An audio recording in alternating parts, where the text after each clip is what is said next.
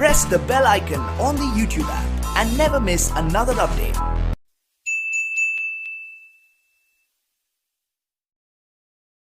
Welcome to my YouTube channel. आज कुछ गला में खराश है, इसके चलते बोलने में कुछ प्रॉब्लम हो रही है, तो थोड़ा सा आप लोग ध्यान से सुनिएगा, है ना। आज क्लास 11 का टॉपिक पढ़ाने जा रहे हैं, सब्सिडरी बुक। हम समझते हैं कि जितना भी चैप्टर आप लोग पढ़िएगा इससे शायद आसान चैप्टर शायद ही मिले। इसमें कुछ है ही नहीं, एकदम सिंपल सा चैप्टर है, बहुत आसानी से समझ में आ जाएगा। इसमें कुछ माथापच्ची भी नहीं होती है और बहुत आराम से बनता है, ना इसमें डेबिट का झमेला ना क्रेडिट का झमेला, ठीक है। तो ये आपको सब्सिडरी बुक हम लोग पढ़ाएंगे। तो सबसे पहले सब्सिडरी बुक के बारे में जान लेते हैं। सब्सिडरी बुक है क्या? देखिए, सब्सिडरी बुक मतलब हो गया, हम लोग जब बिज़नेस करते हैं तो बिज़नेस में प्राइमरी में क्या होता है, हम लोग जैसे अकाउंटिंग शुरू करते हैं जर्नल लिखते हैं, तो subsidiary book is a part of journal. हम पहले ही बता चुके थे कि सब्सिडरी बुक जर्नल का एक पार्ट होता है, ठीक है। ये प्राइमरी बुक्स में आता है। तो सब्सिडरी बुक बनाया जाता है। देखिए, बिजनेस में जितना भी कैश ट्रांजेक्शन्स होता है उसको हम लोग कैश में रिकॉर्ड कर देते हैं, आज जितना भी क्रेडिट ट्रांजेक्शन्स आएगा उसको हम लोग सब्सिडरी बुक में रिकॉर्ड करेंगे, ठीक है। सब्सिडरी बुक में क्रेडिट ट्रांजेक्शन रिकॉर्ड किया जाता है और आपको कैश बुक में कैश ट्रांजेक्शन को रिकॉर्ड करते हैं। तो हम लोग इस तरह से बोल सकते हैं, subsidiary book is prepared to record all the credit transaction of the business, ठीक है। यही हम लोग लिखेंगे। तो हम लोग यहाँ लिखते हैं क्या कि subsidiary book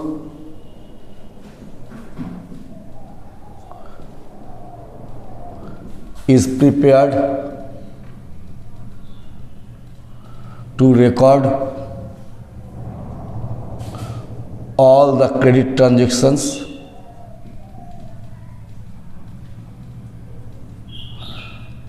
of the business. No cash transactions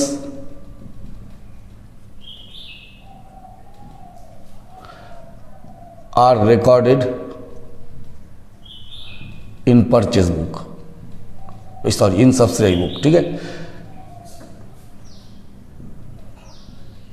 तो हम क्या लिखे कि सब्सिडरी बुक हम लोग क्यों बनाते हैं? सब्सिडरी बुक बनाने का पर्पस है कि बिजनेस में जितना भी क्रेडिट ट्रांजेक्शन्स है उसको रिकॉर्ड किया जाए। सब्सिडरी बुक में किसी भी तरह का कैश ट्रांजेक्शन का हम लोग रिकॉर्ड नहीं करते हैं, होगा ही नहीं, ठीक है।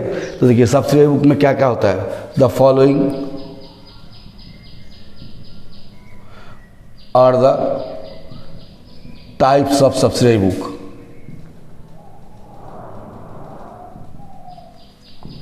क्या क्या टाइप होता है? एक होता है परचेज बुक, दूसरा होता है सेल्स बुक,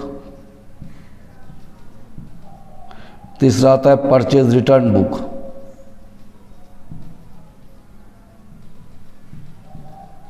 जिसको हम लोग एक दूसरे नाम से भी जानते हैं रिटर्न आउटवर्ड बुक। चौथा होता है सेल्स रिटर्न बुक, इसको भी हम दूसरे नाम से लिखते हैं रिटर्न इनवर्ड बुक। पांचवा होता है बिल्स रिसीवेबल बुक,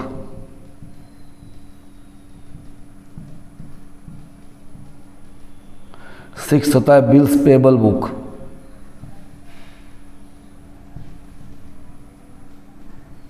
और सेवेंथ होता है जर्नल प्रॉपर, ठीक है। ये हम लोग को 7 तरह का होता है। ये 7 तरह का हम लोग में से हम लोग को 4 तरह का सिलेबस में है, और जर्नल प्रॉपर का थोड़ा सा पढ़ाएंगे हम लोग। तो जैसे purchase book, sales book, purchase return book, sale return book, bill receivable book, bills payable book, journal proper. अब यहाँ पर देखिए, इसका नाम लिखा हम रिटर्न आउटवर्ड, रिटर्न इनवर्ड। तो इसमें बच्चा लोग कंफ्यूज करता है क्या है। देखिए, जैसे मानिए ये फैक्ट्री है ना, इस फैक्ट्री के अंदर आपको जो आएगा दैट इज इनवर्ड, और फैक्ट्री के बाहर जो चला जाएगा दैट इज आउटवर्ड। अब आप लोगों को सवाल लगेगा कि सर रिटर्न आउटवर्ड क्यों लिखे? देखिए, जब हम परचेस करते हैं माल क्या होता है, फैक्ट्री के अंदर आता है, ठीक है। उसी परचेस में से अगर कोई माल हम रिटर्न करेंगे तो फैक्ट्री के बाहर चला जाएगा, इसलिए इसको बोलते हैं रिटर्न आउटवर्ड। सिमिलरली जब हम सेल करते हैं तो सेल करने से फैक्ट्री से माल क्या होता है, बाहर चला जाता है। अगर फिर अगर सेल से कुछ रिटर्न हो जाए तो माल फैक्ट्री के अंदर आ जाएगा, तो इसको हम लोग क्या बोलेंगे, रिटर्न इनवर्ड, है ना, क्योंकि अंदर में आ गया। अब फैक्ट्री से बाहर चला गया तो रिटर्न आउटवर्ड। तो परचेज रिटर्न क्या होता है, फैक्ट्री के बाहर जाता है, इसलिए इसको रिटर्न आउटवर्ड बोलते हैं। और अंदर से रिटर्न अंदर आता है, इसलिए इसको रिटर्न इनवर्ड बोलते हैं, ठीक है। आज तो पहला टॉपिक हम लोग पढ़ेंगे परचेज बुक। जैसे मैंने पहला हम पढ़ाएंगे परचेज बुक। तो देखिए, कंफ्यूज नहीं कीजिएगा, परचेज बुक और परचेज अकाउंट दो अलग अलग चीज़ है ना। परचेज बुक और परचेज अकाउंट, ये दो अलग अलग चीज़ है। तो बोलिएगा सर कैसे अलग हो गया, दोनों में तो परचेज लगा हुआ है। हाँ, दोनों में परचेज लगा हुआ है, तो दोनों का डिफरेंस हम 2-3 डिफरेंस लिख दे रहे हैं। आप उसको हमेशा याद रखिएगा। क्वेश्चन में, शॉर्ट क्वेश्चन में पूछ सकता है what are the difference between purchase book and purchase account. ठीक है, तो हम लोग क्या लिखेंगे सबसे पहले जैसे डिफरेंस में, तो इसमें हम लोग लिखते हैं purchase book is a part of journal. ये जर्नल का पार्ट है ना। इसमें लिखते हैं purchase account is a ledger. Purchase account क्या होता है, एक लेजर होता है। क्या बताएं कि परचेज बुक आपका क्या होता है, जर्नल का पार्ट है, और परचेज अकाउंट क्या है, ये लेजर होता है। ठीक है, देखिए purchase book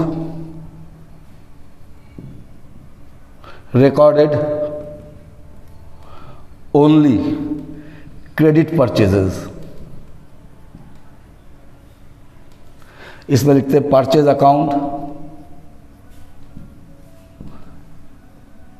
recorded all cash and credit purchase.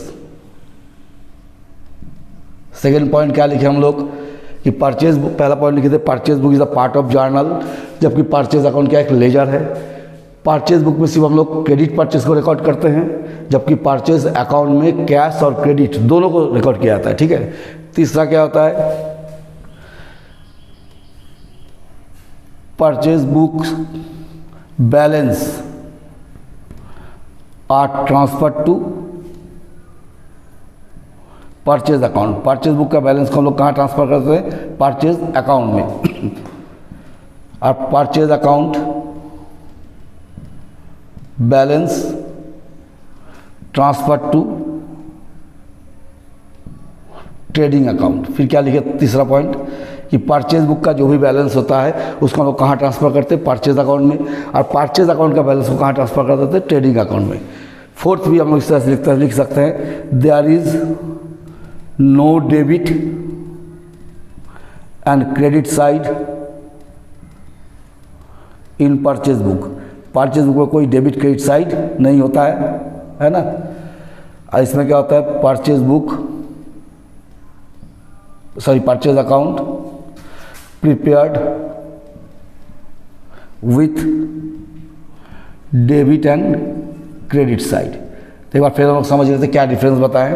देखिए परचेज अकाउंट और परचेज बुक को डिफरेंस बताएं कि purchase book is a part of journal और प्राइमरी बुक, परचेज अकाउंट क्या है, लेजर होता है ना।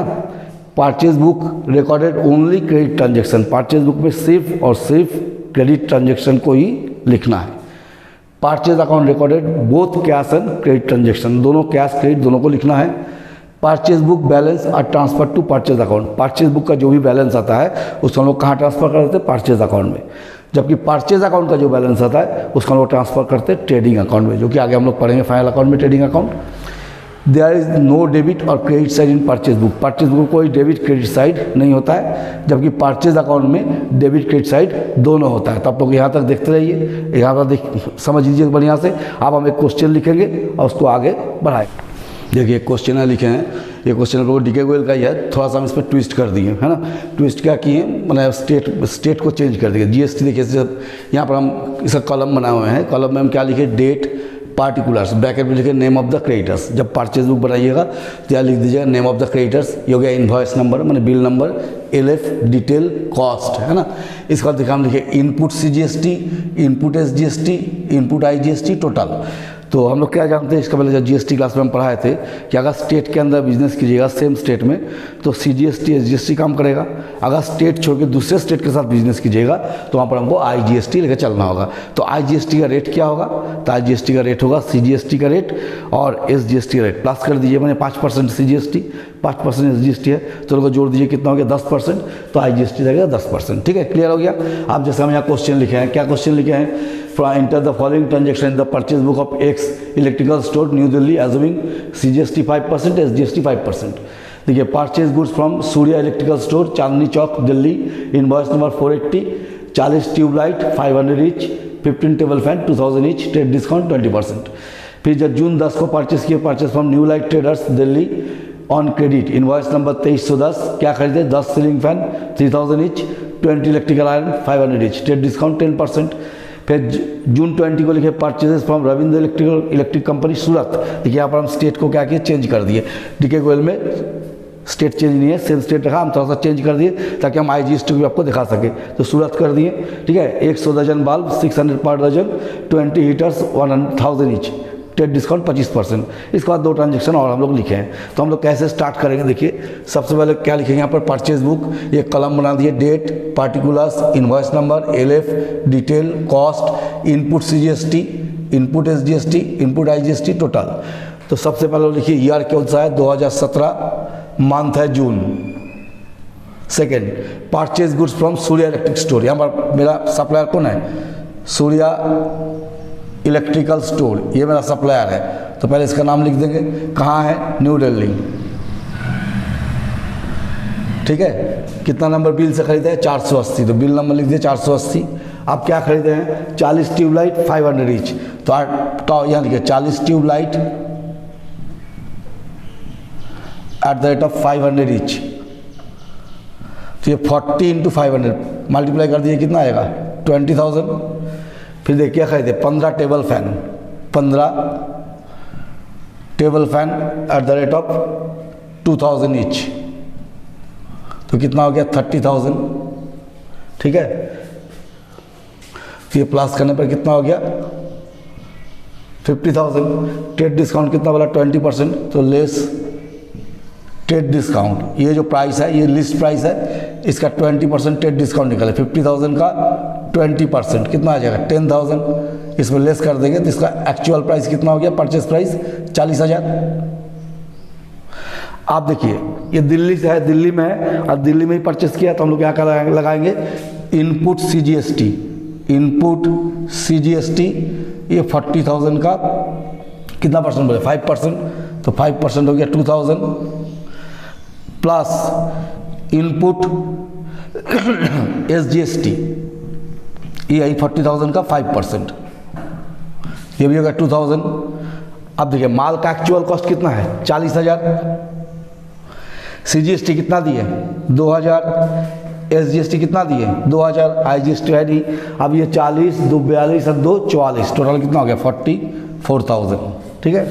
नेक्स्ट टॉपिक देखिए, purchase from new light traders Delhi, June 10 को। तो यहाँ नाम लिखेंगे, किससे खरीदे, New light Traders, New light traders Delhi, इस नाम को लिखिए। इसका बिल नंबर कितना है, 2310। क्या खरीदे हैं, 10 सीलिंग फैन 3000 ईच, तो 10 ceiling fan eight the rate of 3000 each, दिया गया 30,000 मल्टीप्लाई करके।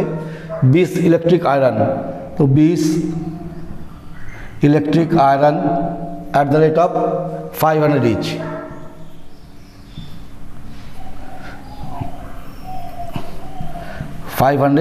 ईच, तो हो गया 10,000। तो टोटल सामान आपका कितना हो गया, 40,000, ये लिख दिए। आप देखना ट्रेड डिस्काउंट है कि नहीं, देखिए ट्रेड डिस्काउंट 10% है, तो लेस करेंगे ट्रेड डिस्काउंट TD, ये 40,000 का 10% 4,000 लेस कर देंगे, तो यहाँ कितना बच गया, 36,000। बिजनेस कहाँ से लिया है, दिल्ली से, तो ये CGST में आ गया, तो प्लस इनपुट CGST इस 36,000 का 5% प्लस इनपुट SGST इस 36,000 का 5%, तो 1800।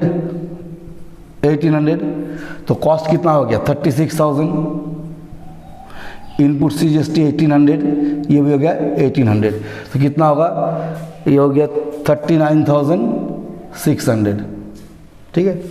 फिर देखिए यहाँ लिखे purchase from Ravindra electric company Surat, फिर कितना तक खरीदे, जून 20 को।